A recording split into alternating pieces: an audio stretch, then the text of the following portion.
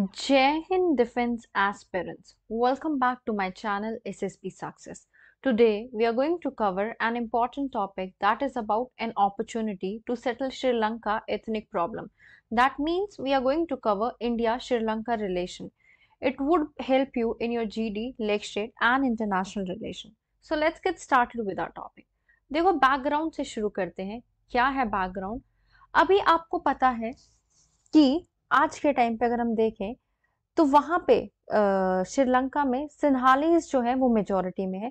सिन्हालीज एक कम्युनिटी है जिसकी जो परसेंटेज है दैट इज 74.9% और प्रीडोमिनेंटली ये बुद्धिस्ट है.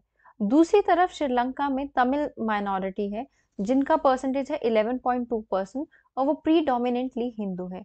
ये कम्युनिटीज दोनों एक दूसरे से डिफरेंट है लैंग्वेज के कॉन्टेक्स्ट में, रिलीजन के कॉन्टेक्स्ट में, जिसकी वजह से कॉम्प्लेक्स सोशल डायनामिक्स क्रिएट होते हैं. अब हिस्टोरिकल ओरिजिन की बात कर लेते हैं. देखो जो तमिल्स का प्रेजेंस है ना श्रीलंका में, उसके डीप हिस्टोरिकल रूट्स है.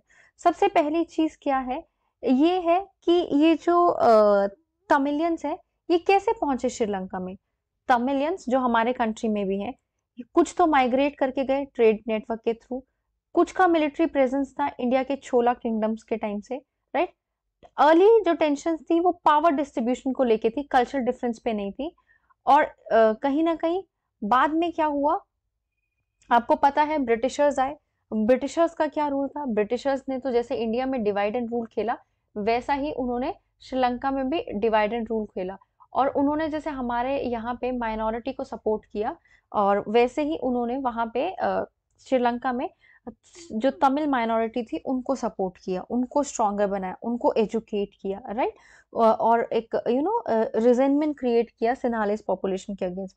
1948 के बाद, इंडिपेंडेंस के बाद एक ड्रामेटिक पावर शिफ्ट हुआ. सिन्हालीज ने क्या किया, मेजोरिटी ऑफ पावर को गेन कर लिया और इसकी वजह से फ्यूचर कॉन्फ्लिक्ट्स होने लगे किसके बीच में, सिन्हालीज के बीच में और तमिल ये थी तमिल माइनॉरिटी थी उनके बीच में भी. अब उसके बाद देखो क्या होता है, आर्म कॉन्फ्लिक्ट का राइज होने लग गया. कैसे, इंडिपेंडेंस जैसे पोस्ट इंडिपेंडेंस लेजिस्लेचर्स के बाद तमिल के राइट्स को रिस्ट्रिक्ट कर दिया गया. एक लिट्टे फॉर्मेशन हुई जो कि एक मिलिटेंट ग्रुप था 1976 में, जो गोरिल्ला वॉरफेयर टैक्टिक से इन्फ्लुएंस हुआ था. 1983 की आउटब्रेक देखी गई सिविल वॉर की और एंटी तमिल राइट्स हुए कोलंबो में, जिसकी वजह से टेंशन और बढ़ गई. ये कॉन्फ्लिक्ट जो है नियरली 3 डेकेड चली. सिविल वॉर पीरियड 1983 से लेकर 2009 के बीच में चला. इसमें काफी ज्यादा डिस्प्लेसमेंट देखने को मिली लोगों की. जो सिविलियन कैजुअलिटी थी वो बढ़ी. मिलिट्री ऑपरेशन नॉर्थ और ईस्ट में चले. उसके बाद कैसे 2009 में लिट्टे के जो लीडर थे उनकी डेथ हो गई, राइट. उसके बाद क्या हुआ, जैसे कि हिस्टोरिकल ओरिजिन की जैसे कि हमने बात की कि आपको ये भी पता है कि जो नेहरू जी है उनको एक लिट्टे के ही मतलब इंसान ने उनको असैसिनेट कर दिया था, राइट. सो ये कहीं ये थी आपकी एक बैकग्राउंड.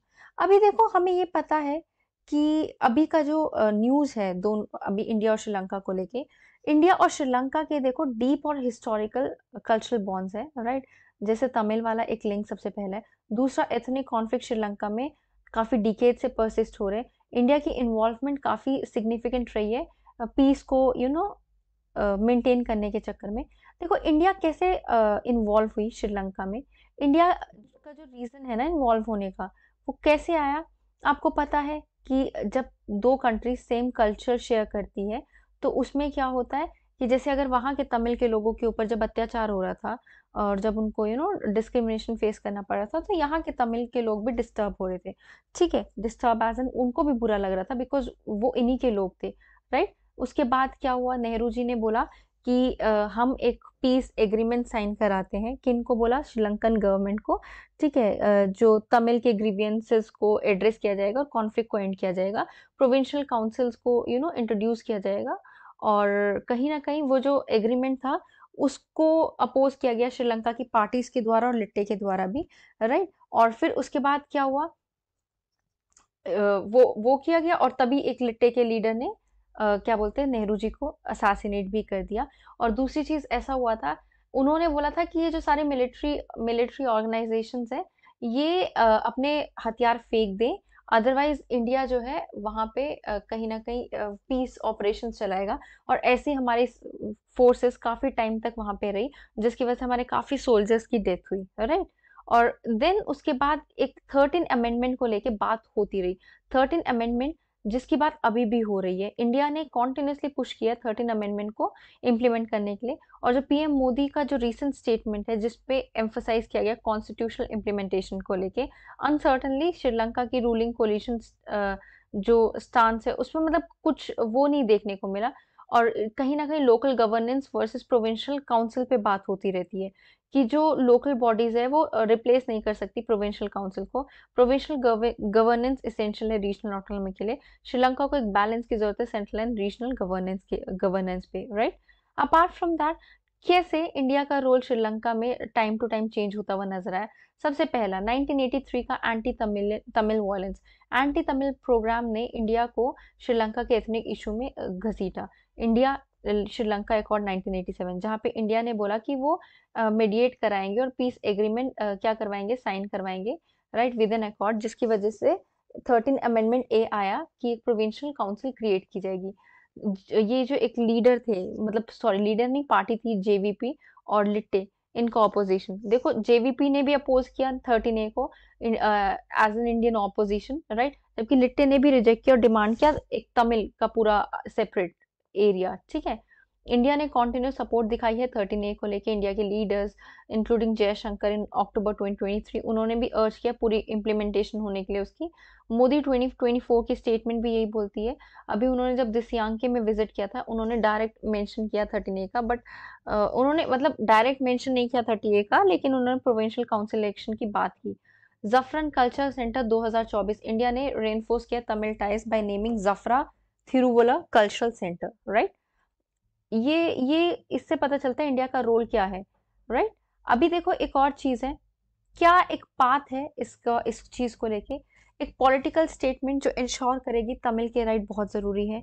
स्ट्रेंथन होगी डेमोक्रेसी थ्रू पावर डिवोल्यूशन, और इंडिया कॉन्टिन्यूटी अपनी एंगेजमेंट रखेगी की स्टेबिलिटी को मेंटेन करने के लिए। अदर देन दैट एक और चीज जान लेते हैं, विच इज 13 ए अमेंडमेंट है क्या। देखो 13 ए अमेंडमेंट जो है ना आपका, वो ये था, पहली बात तो इसको जब इंडो श्रीलंका अकॉर्ड साइन हुआ उसके बाद जो है 13 अमेंडमेंट उसमें आया, क्या बोलते हैं उसका साइन किया गया prime minister Rajiv Gandhi and J R. Jayewardene के बीच में इन 1987 Colombo Sri Lanka.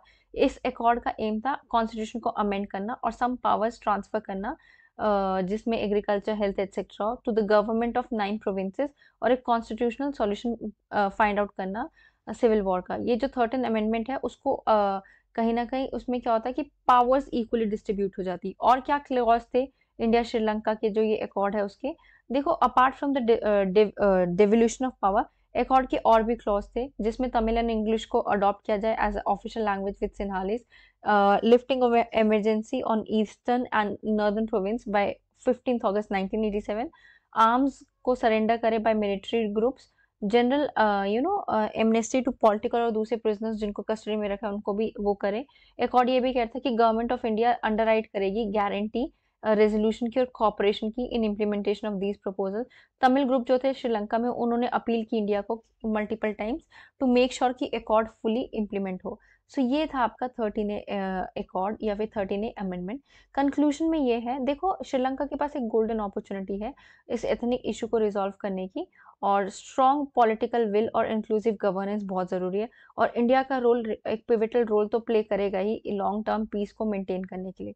So guys, that was all. I hope you like the video. If you like it, do like it, share it, and subscribe our YouTube channel SSP Success. Your likes and comments motivate us to make more and more videos on time. Thank you everyone.